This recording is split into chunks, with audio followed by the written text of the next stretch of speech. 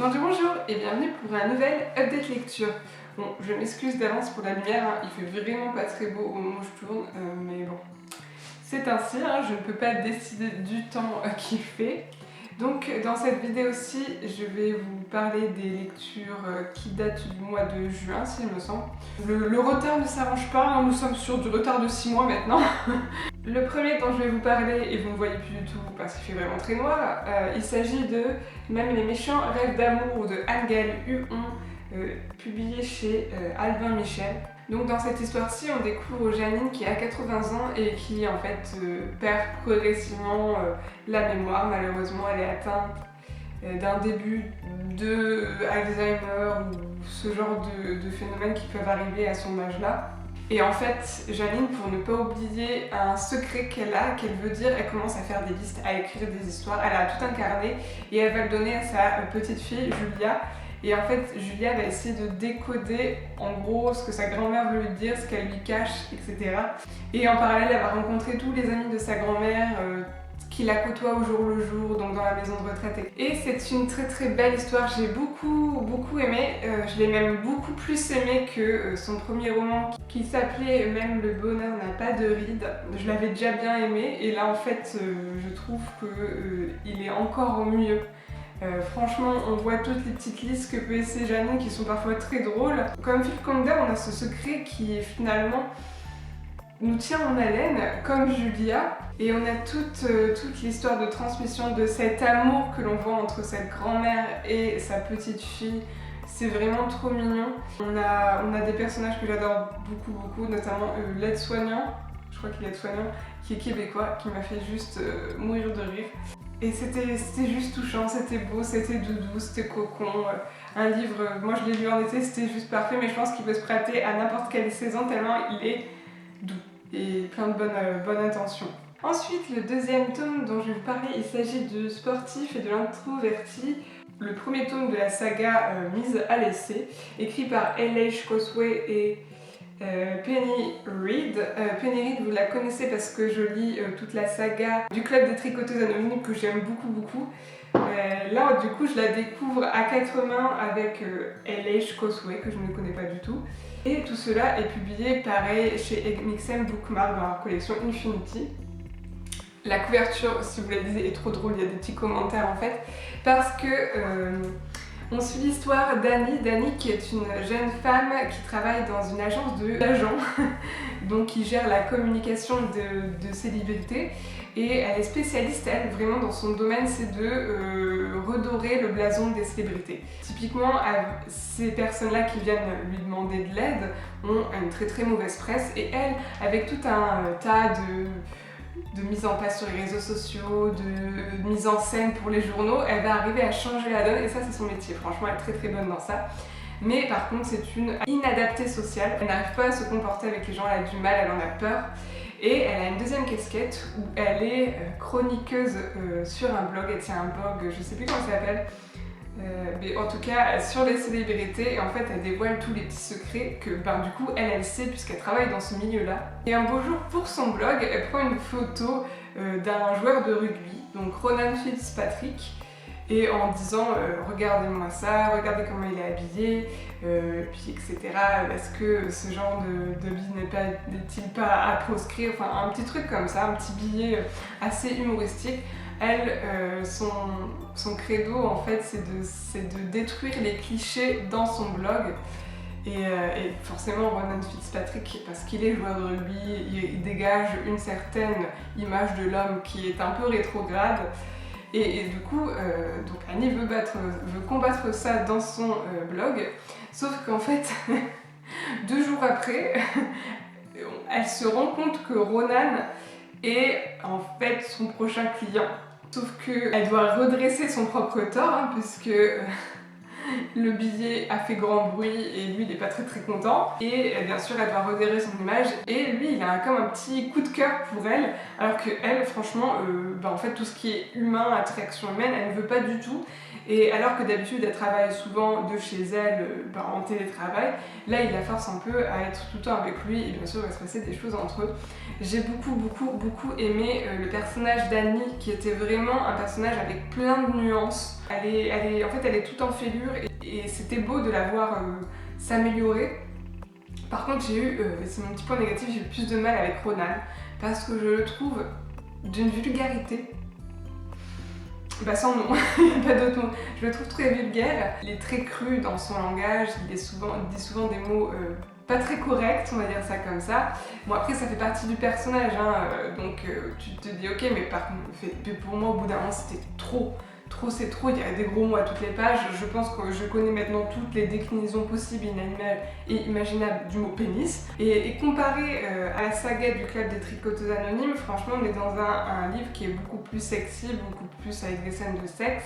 Bon, ça me dérange pas trop, mais c'est vrai que pour certaines personnes, je vous préviens, il y a plus de sexe dans celui-ci. Même si l'histoire, même si le traitement d'Annie est super intéressant, que ça reste très mignon, cette vulgarité plus associée au nombre de scènes de sexe, moi ça m'a un petit peu dérangée. Même si j'ai globalement vraiment apprécié ma lecture. Mais voilà, on trouve un petit peu dans cette romance, je trouve les clichés des romances à l'américaine. Voilà, c'est très très vulgaire et ça dessert finalement un peu l'histoire. Et enfin, le dernier livre dont je voudrais vous parler, il s'agit de Book Boyfriend, le tome 1, puisqu'il y a toute une saga qui est concentrée sur la même famille, donc de Claire Kingsley, et toujours publié chez Amixem Bookmark dans leur collection Infinity. Alors ce livre aussi me donnait énormément envie depuis sa sortie, en fait, le fait que ça parle de Book Boyfriend. Et je vais vous faire le pitch. En fait, le pitch, il s'agit de Alex, qui est un jeune auteur. Il a du mal à finir son premier roman, qui est un roman de science-fiction. Il a vraiment du mal. Et en gros, sa sœur lui dit « Mais attends, pour te lancer, tu devrais écrire autre chose, tu devrais écrire de la romance. La romance, ça marche super bien. » Et du coup, Alex tente un premier jet sous les conseils de sa sœur et se retrouve à écrire une romance en 2 jours en fait. Alors que son roman, qui est de science-fiction, ça fait des années qu'il est dessus, il n'arrive pas à le terminer, obligé de prendre un autre job pour manger, un autre job alimentaire. Et en fait là, en 2 jours, hop, il fait la romance. Et il fait une romance tellement novatrice que sa sœur lui dit c'est trop génial en fait, c'est vraiment une des meilleures romances que j'ai jamais lues de toute ma vie. Et donc il se fait publier. Et il a un succès fulgurant. En fait, pour pas du coup un peu décevoir son lectorat, il se cache sous le pseudonyme d'une femme, Lexi. Et en fait, Lexi écrit énormément de livres. Et en parallèle de l'histoire, on a l'histoire de Mia, qui est une jeune fille qui est fan en fait de romance. Franchement, elle lit que ça. Alors je sais plus quel métier elle fait, mais c'est pas forcément très important. Bref, une grande lectrice de romance. Elle a un blog où elle parle en fait de ses lectures. Elle est même très connue dans le domaine du blog lecture.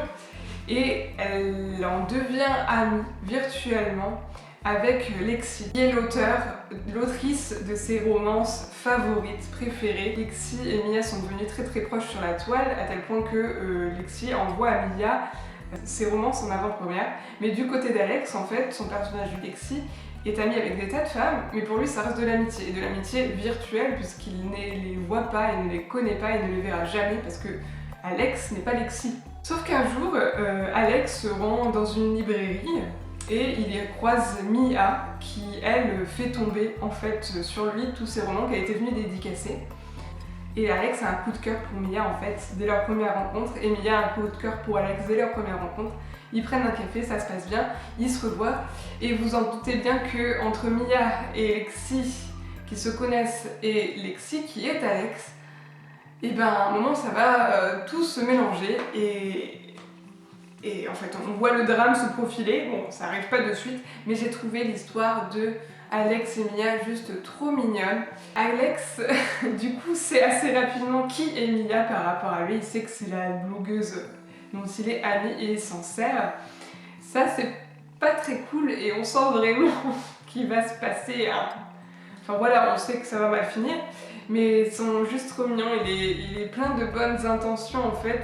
Les 2 personnages sont juste trop choupinés. Le problème que j'ai eu avec ce roman, et c'est le même problème que j'ai eu avec Le Sportif et l'Introverti, c'est la vulgarité. Dès qu'il y avait des scènes coquines ou de sexe, ça devenait vulgaire. Mia en devenait vulgaire, elle était très vulgaire dans ses propos, alors que le reste du roman, pas du tout.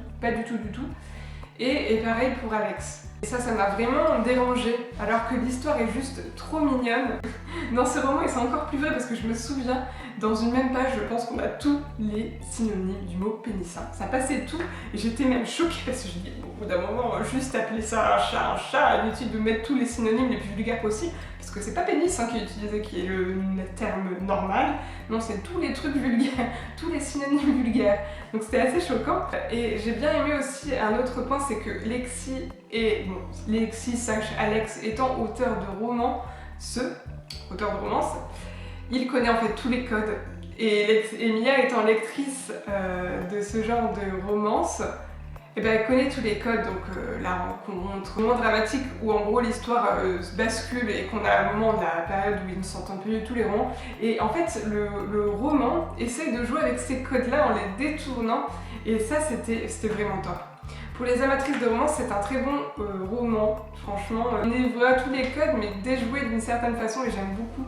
Le personnage masculin est super, franchement. Moi, j'aime beaucoup quand les personnages masculins sont bien fouillés, ce qui n'est pas le cas dans le sportif et l'introverti, où Ronan est un petit peu un cliché, alors que Alex ne l'est pas pour le coup dans ce roman. C'est juste ce point négatif de la vulgarité qui est un peu dommage, qui finalement dessert le récit, il n'y en a pas besoin.